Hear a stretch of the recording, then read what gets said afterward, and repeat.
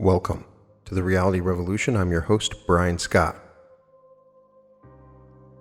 Today we are reading the lecture delivered by Neville Goddard on June 3rd, 1968, Imagining Creates Reality. And this is at the very core of Neville Goddard's message. He has a couple of lectures by this title. We've covered one before, Imagination Creates Reality. This one is unique. It has some different stories and talks largely about the imagination as given in the title. This will be the last reading of a Neville lecture for a while. I discussed this a little bit more at the end of this lecture. I believe we've covered in full the primary ideas behind Neville Goddard to a point where we fully understand them using the lectures that we've read. But I will discuss this further at the end of the lecture. Imagining creates reality. Tonight's subject is imagining creates reality, and I mean this literally. We are told that God is the only creator, so if I make the claim that imagining creates reality, I am identifying God with man's own wonderful human imagination. God, the creator, is like pure imagining in ourselves. He works in the very depths of our soul, underlying all our faculties, including perception, but he streams into our surface mind, least disguised in the form of creative fancy. That is a daydream. We can catch him in the act of creating, yet it is my very self, for I am imagining. And if what I'm imagining I do not forget, and then as time goes on, it comes to pass in my world, then I have found him. I have found the source of creation in my world.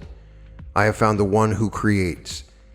So tonight, this is my subject. Imagining creates reality, and because God is the only creator, if I can imagine a state and bring it to pass, then I have found him.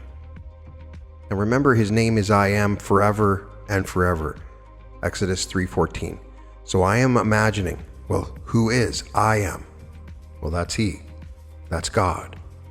Don't forget it so that I may discover who he is.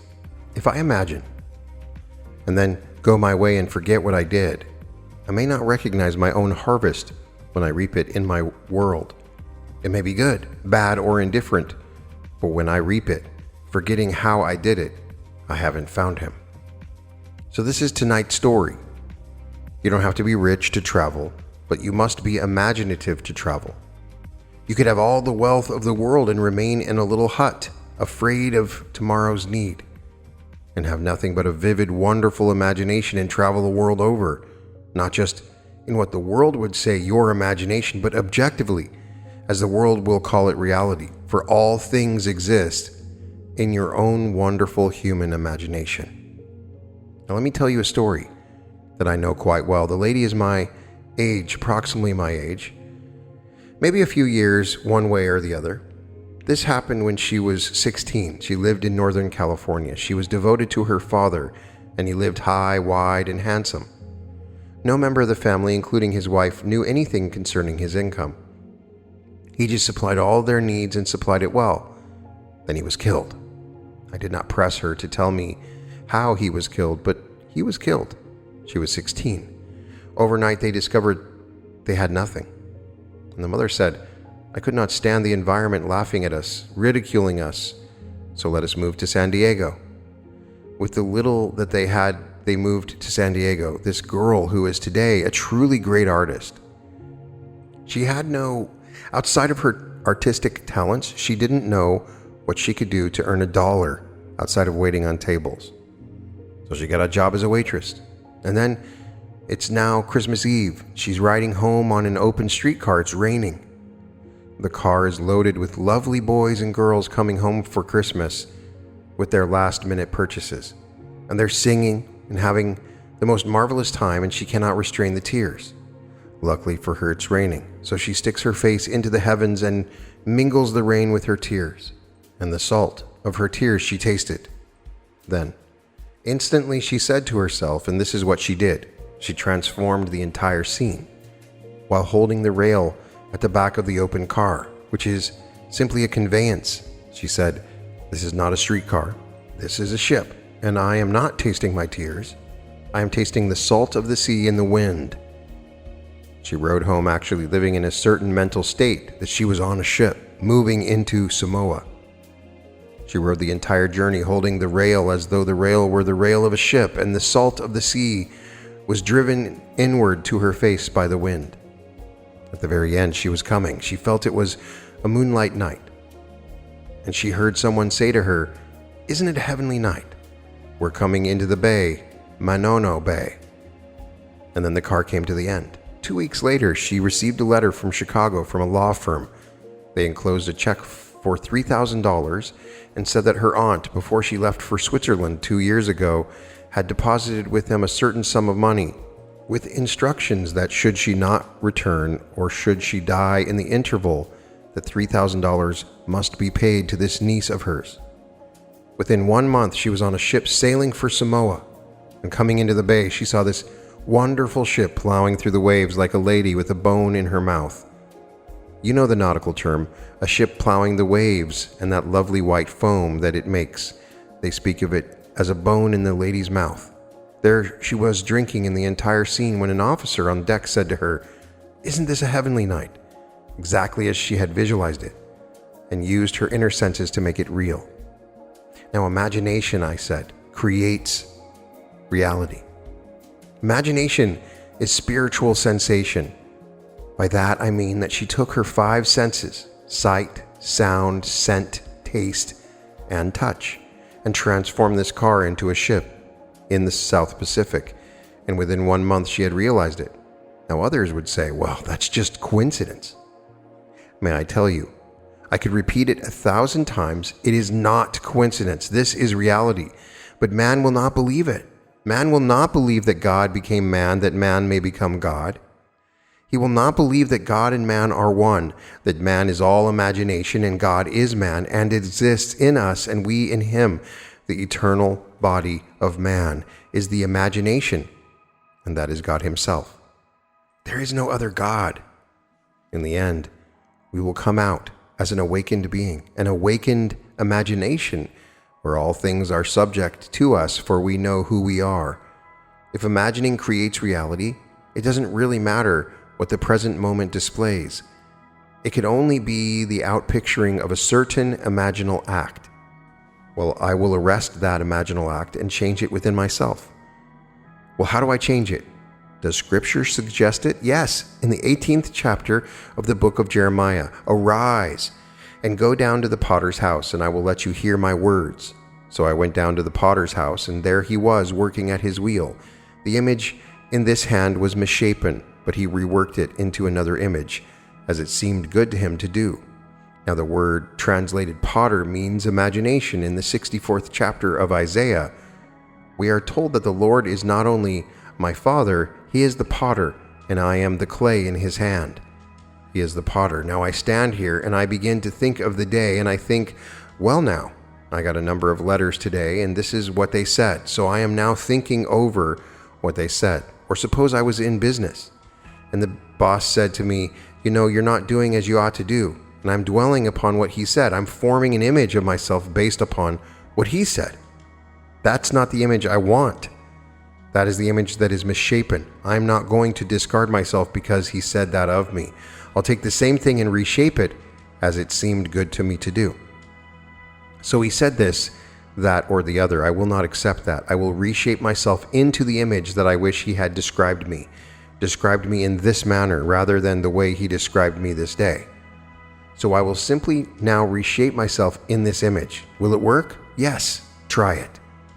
For the God of the universe is your own wonderful human imagination, shaping you morning, noon, and night. Well, you are accepting this, that, or the other from a seeming without. No, do it from within. What do you want the world to see? How do you want them to see you? How would you like them to describe you? Well, now describe yourself in that manner, as though the world actually saw you in that light, and believe it. Walk in the assumption that this thing is true, and may I tell you, no power in the universe can thwart it, because no power can thwart God, and God is your own wonderful human imagination. So I tell you, imagining does create reality. Don't let anyone in the world tell you that you are something apart. You can't divide God. His name is I Am. Try to divide it. You can't divide it. God is one. Hear, O Israel, the Lord our God, the Lord is one. Deuteronomy 6:4, not two. Well, if he's one and his name is I Am, well, that's God. Let me now, without looking at the outside world, define myself as I would like to be in this world and live it as I would like to live it in this world. Well, now let me define it. Let me believe it without waiting for the evidence of my senses to confirm it. They will deny it at the moment of my attempt to define myself in this light. They will deny it. But just like this lady, 16 years old, no money, weeping, and she transformed it. Being an artist, she simply lost herself in this state. Now, you may say, but she did have an aunt who left $3,000. Your reasoning mind comes in, and then the aunt had the presence of mind to die, and therefore she got the $3,000, and being young, she simply took off without considering the future and had this heavenly time in the South Pacific. That's what reason will tell us. But I tell you, that's how this law works. It never fails. If you will go all out and live in it, your own wonderful human imagination is God, and there is nothing but God. And because God cannot die, He is the God of the living. When this little garment comes to its end, regardless of how it comes to its end, you, the living being, cannot die. You survive anything that happens to you in this world, but you will still be in a world just like this until you reach the end, when you awake from the dream of life. When you awake from the dream of life, then you are you're an entirely different age, and you realize the oneness of being who you really are. Until then, believe what I am telling you. It is true, and it will never fail you. A few weeks ago, a friend of ours who was here tonight told us, and I told you the story, he took his barber from the low man on a totem pole. He was fourth in the barber shop, and he discovered while sitting in his chair that he did like to barber, and he was not ashamed of it. He loved it. He said, "All right, you really love it? I'll take you up." In his mind's eye, he saw him at the very top of his profession. In the not distant future, he bought out the store, replaced the owner. He became owner in the number one and changed and rearranged the other three. A few weeks ago in San Francisco, my friend imagined that he had won a prize. He not only won the first, he won second, and two of the three barbers who worked for him won second. They came back from San Francisco with 4 prizes out of 9 that were given for the state. He learned there was another test coming for the barbers for the 11 western states, and he imagined that he saw the trophy on the wall, that he would get it. Didn't burst a blood vessel to make it so. He just saw in his mind's eye the trophy they are implying this barber won, the first prize in the 11 western states. A week ago last Saturday, when he had his hair cut, he walked in to find a 7-foot trophy, and the man told him he also received $1,000 plus the trophy. He won the contest held at the Bitmore of the 11 western states in cutting the hair of men. He took him from the low man on the totem pole to this state.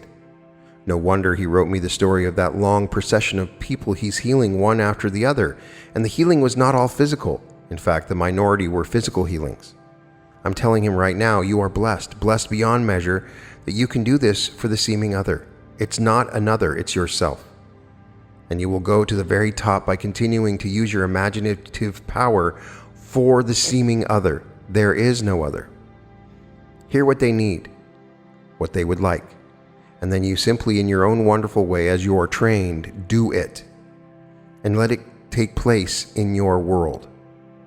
For every one that comes to pass, you go up, beyond measure.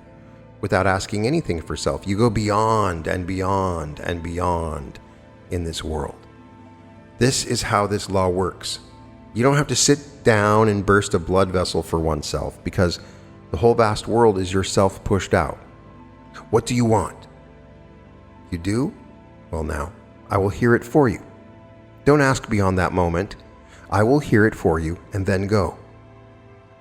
A friend of mine who was here tonight told me Saturday night, he said, "Neville, you may tell this story from the platform." I had hesitated to tell it until I got his permission. I was in Barbados when this thing happened in New York City. His mother pleaded with him to come to New York City because of a tragedy in the family, and he figured if only I could find Neville. This is before he had the birth. He wouldn't do it today because he has been born from above and he's found David, the Son of God, who called him Father. But this was before the birth. If only I could find Neville. I know that I could ask it of him and I would listen to whatever he said. The mother called him back and said, "You've got to come." Well, the problem was the brother, who was a tender, undoubtedly a tender, loving, gentle fellow. I trust him implicitly, as I said to him Saturday night. "I think your mother must be a darling. Really, she must be a sweetheart from all that you've told me. But we are a family, and when something happens, we all pull together to protect any injured member of that family. What happened to his brother to cause the violence for one moment doesn't really matter, but in that moment of violence, he killed a man. Well, need not go into detail. He killed a man. Did not deny it. And then the mother called and said, "You must come." He said, "I know, but Neville is in Barbados, so they say." But I had a dream. It was more than a dream. It was a vision. A woman said to me in my vision, "If you find Neville, he will give you the rainbow in the sky. If you find him." So I knew I had to find you, so I thought I'll take a chance and call you. He called me when we just got into the house back from Barbados, before he was taking off for New York City. And when he told me the story, I said, "Forget it, it's done." God is infinite mercy, nothing but forgiveness of sin. I don't care what a man does. When the Spirit of Christ is formed in you, you forgive everything in this world. There's nothing you don't forgive. I don't care what it is. The most horrible thing in the world, you forgive it. He hardened Pharaoh's heart not to let his people go. How can you condemn Pharaoh? What is the story? And so I said, "It is done." And he and I over the phone heard each other, his request and my bold assertion. I've heard it. It is done. Well, this past 2 weeks, the mother called to say he has been set free. I didn't ask him Saturday night. I will never ask him why he did it, how he did it. It makes no difference to me whatsoever. For I'm going to tell you, not one of us in this world, when we reach the end, can say we have not killed someone. You play every part in this world, but every part. No one escapes playing that part, so that in the end, you will forgive all because you've done it yourself. When a memory returns at the end of the journey, you have played every part in the world. You have been a thief, a murderer, everything that you can think of, and there's not one little thing that man could ever do that isn't recorded in Scripture. To fulfill Scripture, you had to play all the parts. Had I not played everything in Scripture, I could not have been born from above. Had he who so loves his brother and couldn't understand how his brother could have ever done it, I will tell him he did the same thing. We've all done it. We have murdered, we have stolen, we have done everything in the world that today the world condemns. And when we reach the end of the journey and the Spirit of Christ is formed within us, which is continual forgiveness of sin, we see no one that we can condemn. It's one of those things. You don't have to go out and try to publicize it, to get an office in this world, to say, "I'm against war." No, that's not it at all. They are all still capable of murder, those who are saying it. That's not it. You've done it, and having done it, it's not that you're indifferent to it, but the whole vast world is a play, and God is playing all the parts, so you realize who you really are. The author of the whole play, and you're playing every part in the world. But tonight, we want to be right down here on this level. Take everyone here. You don't have to abide by anything that is now taking place that you dislike. What you now dislike is the vessel in your hand that is not properly shaped. So I went down to the potter's house, and there he was working at his wheel. The vessel in his hand was spoiled, but he reworked it into another vessel, as it seemed good for him to do. You don't only rework your own concept of yourself into a new concept, but you rework everyone in your world into a new concept. This one can't get a job. This one doesn't make enough to pay expenses in this world. Well, these are concepts that are not right. You take everyone and you rework it in your mind's eye. Now, you don't break any blood vessel to make it so. You simply do it in your mind's eye, and you actually feel what it is to having witnessed it or having heard it in some way. For an idea that is only idea doesn't do anything. It produces nothing. It must produce in your motor elements. It must.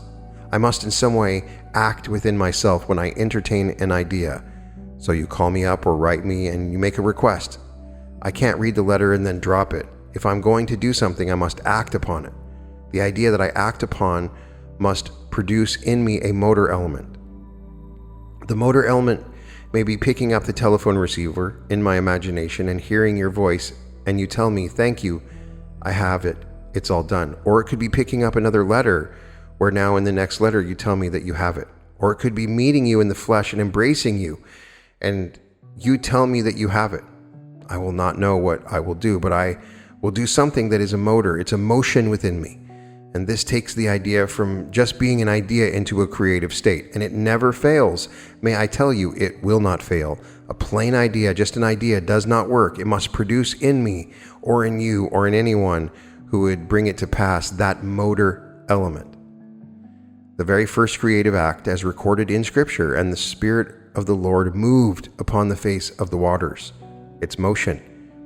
I stand here and I would like to be elsewhere. Well, now I close my eyes to the obvious, and then I see the world as I would see it if I were elsewhere. That is motion. But I open my eyes and I am still here, but I went and prepared the place that is motion. That's psychological motion. So I stand here and I desire something which, if it came to pass, would find me elsewhere spatially. Well, now I close my eyes to the obvious. I assume that I am there and make there here. Therefore, here vanishes. The room vanishes as I make that place here. Then I look at the world and see it as it is related to the new position that I am now occupying. I feel the reality of this state. So I've moved. I move from where I am now to where I want to be. This is creativity. Now, it doesn't make sense, but man hasn't tried it. That's why Douglas Fawcett said, "The secret of imagining is the greatest of all problems, to the solution of which every mystic aspires. For supreme power, supreme wisdom, and supreme delight lie in the solution of this far-off mystery. How to completely control this mystery, to unravel it." You mean it is all in me? Yes, in my own wonderful human imagination. How to move from here to the ends of the earth? Well, all I have to do is imagine that I am at that point in space. How will I know that I am actually there? Then mentally look at the world. Look at the world mentally. If you assume that you are elsewhere, then look at the world and see the world as it's related to that position in space that you are assuming that you have occupied. Mr. Hoover made the statement at the convention in San Francisco where he addressed the GOP. I think the year was 1958. No, 1960. I know because he sent me a copy of his address and requested a copy of my book, Awakened Imagination. Now, when that came out, I do not know, but that was what he requested. He sent me his autographed message. This is what he said: "Human history, with its many forms of government, its revolutions, its wars, its, in fact, the rise and fall of nations, could be written in terms of the rise and fall of ideas implanted in the minds of men." Now, here's our late President Herbert Hoover. If the change of government is but the result of the change of ideas implanted in the minds of men, can you see what we are doing today in planting the horrors of the world? We go home and turn on TV or radio or read the morning paper, and no headline would be a headline unless it scared you. It has to scare you in order to really attract your attention. If tomorrow morning you saw a headline and some prominent person is dead or murdered, that's better. You buy the paper. But see a headline, "Things are all right now." You go blindly on, means nothing. Read some scandal of some prominent person, you stop and you buy the paper. Now that's our entire system. Well, the rise and fall of nations could be written in terms of the rise and fall of ideas implanted in the minds of men. Now that is true. That is Scripture. He wrote it in his own marvelous way. It's all recorded, for all his words are recorded and they are on record. If I really want this country to survive and go beyond what it is now, I should be very careful what ideas I'm implanting in the minds of our citizens.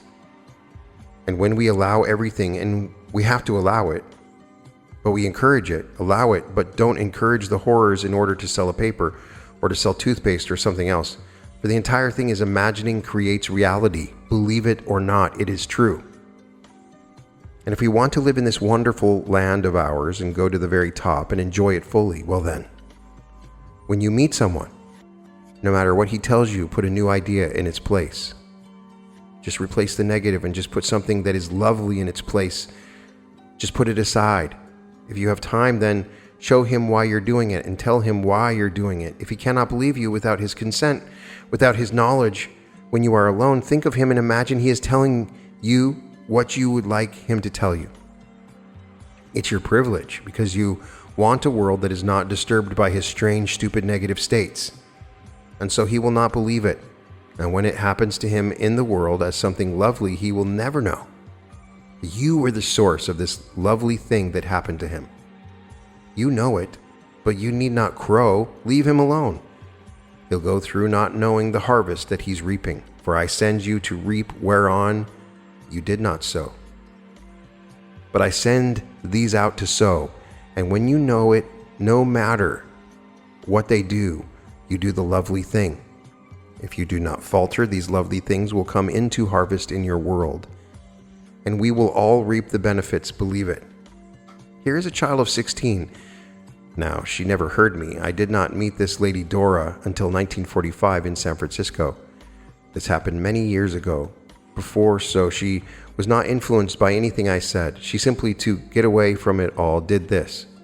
And here the salt tears are coming down, and she simply began to transform them into the salt of the sea, brought to her by the wind. Then the little rail, she transformed that into a rail of a ship.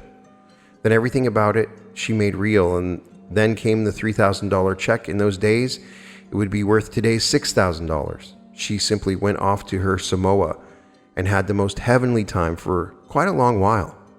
But she never forgot that she, in this moment of despair, imagined a state, and it worked that way. So I'm asking everyone here to try it. Don't pray to any God on the outside, because he isn't there at all. Turn to no object in space as God. There is no God on the outside. The God is invisible. When you say I am, you think of the face that you're wearing and you say, well, I am John, I am Mary, I am Jan, I am this. That's only a mask. But you'll know who you really are when God's only begotten Son, David, stands before you and calls you Father. He looks into this perfect being that you really are and calls you Father. And then you know who you are. He doesn't call you Neville or John or Peter or Jan or Mary. He calls you Father. You are the invisible God. And he is the express image of the invisible God. So he's being formed. He's already formed. And when in you reach the end of the journey, he explodes. Or you explode and he stands before you, and here's David of biblical fame. He looks right into your face, and you have never known such love, such affection, just something that you can't describe in words. You love people here, yes, you certainly do. But when you look at David, you can't describe your love and your devotion to this David and his love for you. He sees you as this eternal Father. He calls you Father, and then the journey is at an end. In the meanwhile, you'll tell it to everyone who will listen to you, so that you set everyone free in the world. Are you unemployed? All right. Tell me that you are gainfully employed beyond what you thought you could ever earn. Just tell me mentally. You are now not well? Well now. Tell me mentally that you never felt better and you are lonely. Tell me you've never known such company and such affection and such devotion. And you tell me, and then having heard it all, you walk as though you heard it.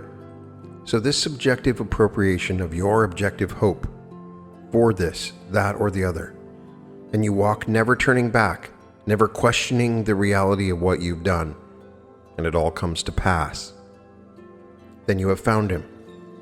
I have found him of whom Jesus and the law and the prophets wrote. Who? Jesus of Nazareth. Well, who is he? He is the Lord. He is God the Father. I have found him. I have found the source of the phenomena of life. That what I did not know in the past and all these things were happening to me, it was caused by the same source. There is only one source. There aren't two gods, only one. But I didn't know there was only one. I thought there was God and some strange thing in the distance. Now a lady wrote me this. She said, I had the strangest vision, the most horrible experience. Here, this being said to me in the most, well, I would not even use the word. She said, I'm ashamed even to put in print to you. You've never known such a curse in your life. And the word was named on your head. Well, I could hardly believe that someone could so curse me. And I said, why? The same being replied, because I want you. Now she says, I could hardly believe that someone could so want me. I can accept that they want me, yes, but they want me and still could curse me to that extent.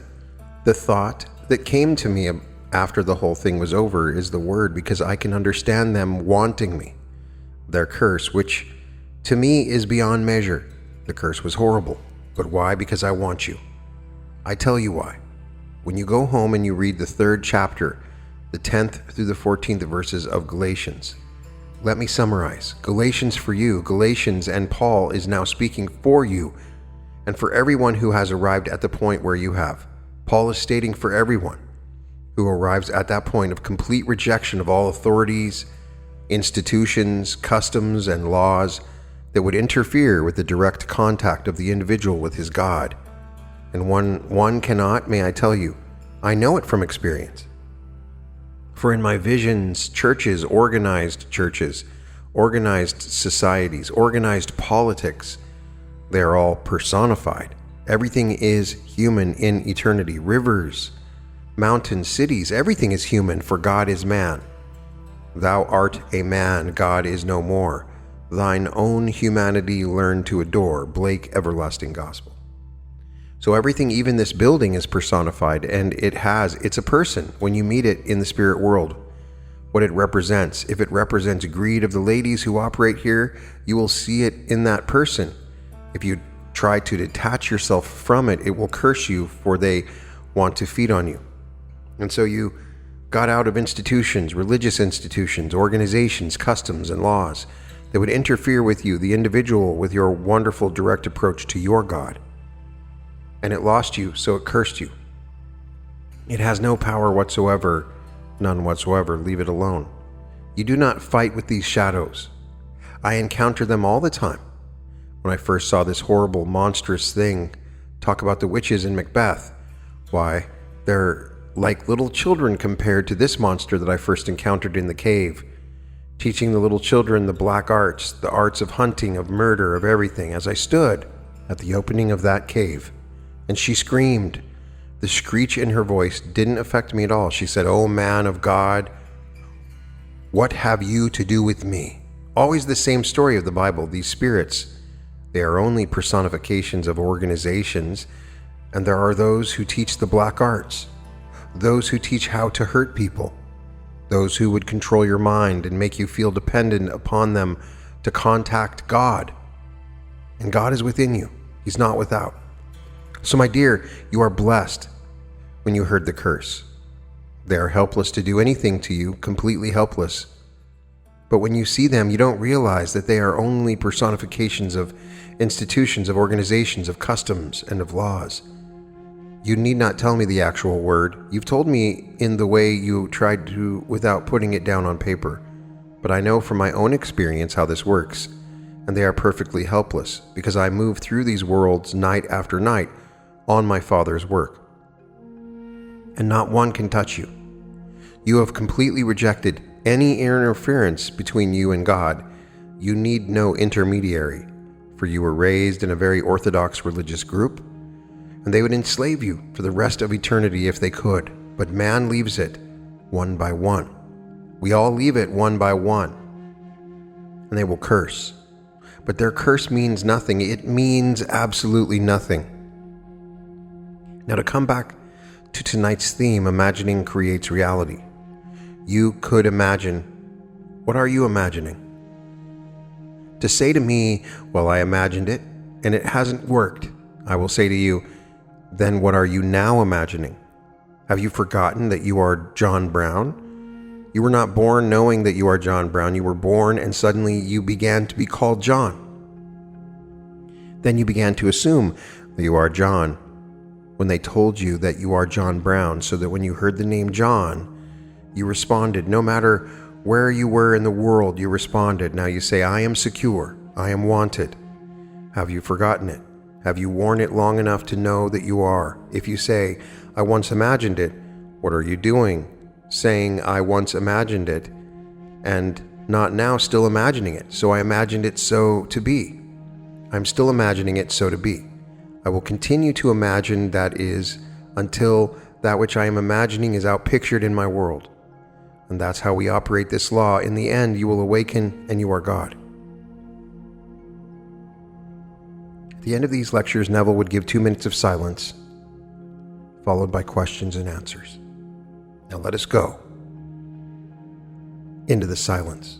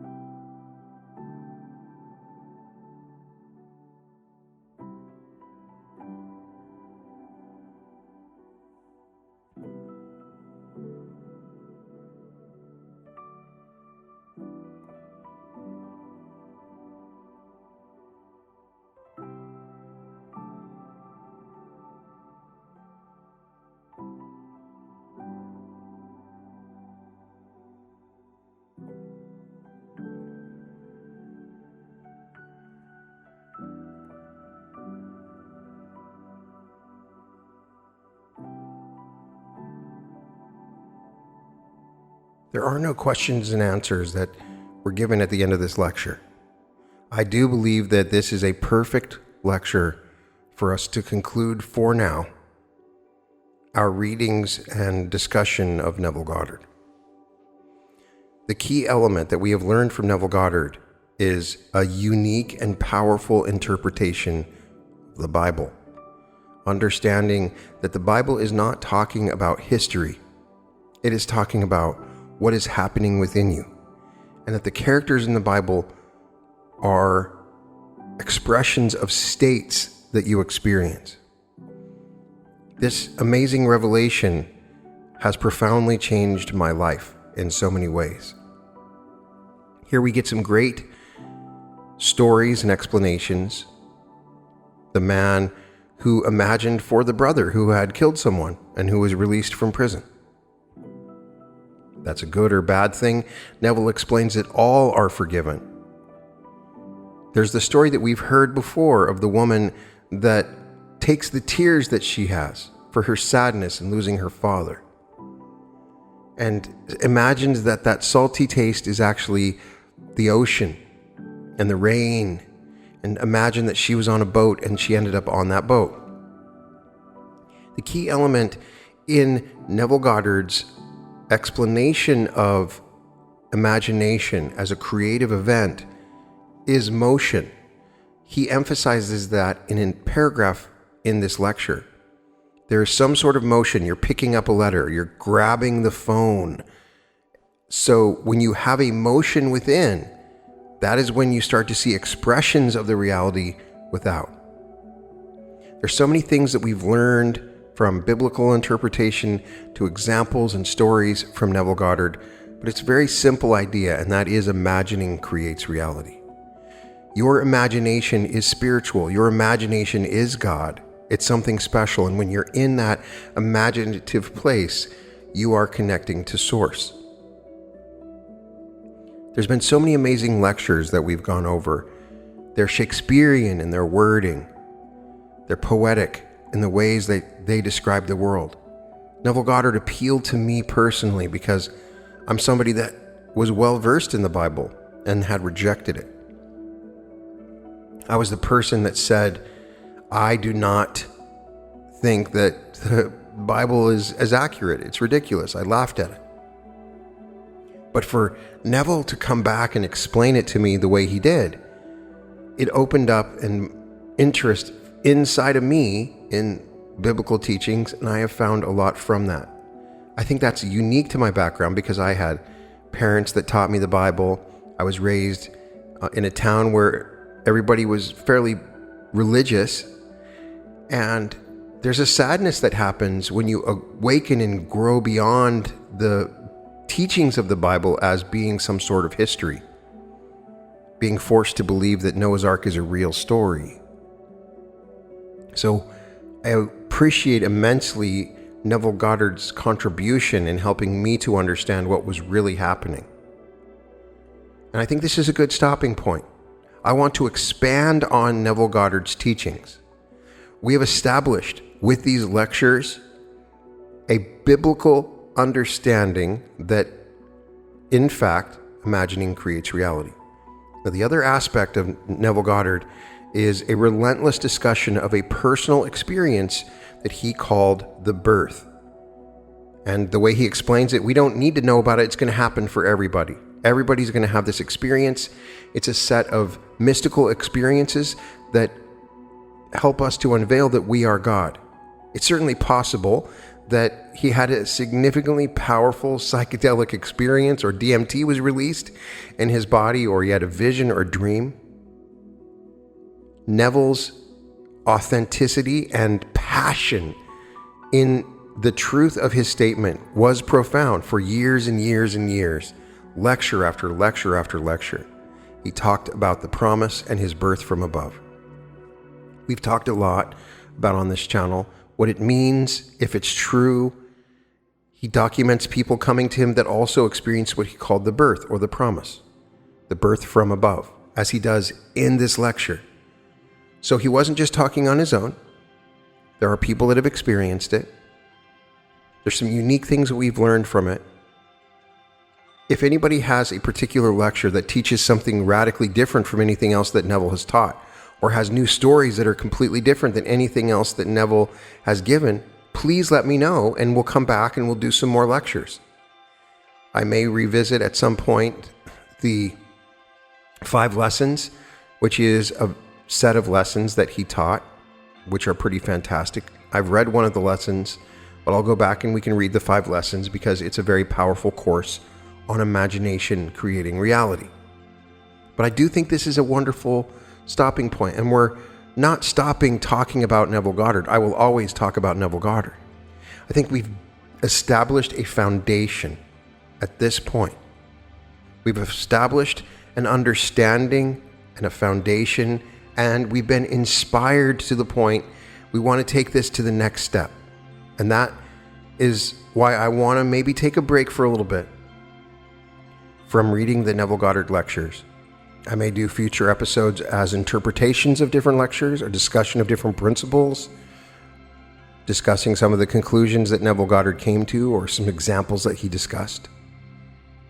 But a lot of these lectures have the same stories, and they are giving the same examples, and they're talking about the same things, using the same language. So I want to break the mold, and we're going to keep going, and we're going to expand our understandings of this in the future. But I want to thank everyone that has followed along up to this point of sharing my journey in understanding Neville Goddard. I'm incredibly grateful for you sticking with me all this way. It has meant a lot to be with you, brothers and sisters, on this journey in understanding myself and the world around me. With that, I can only say, welcome to the reality revolution. There's so much more in store for the future. Thank you. Powerful fourth density technologies. Images designed to magnetize and broadcast.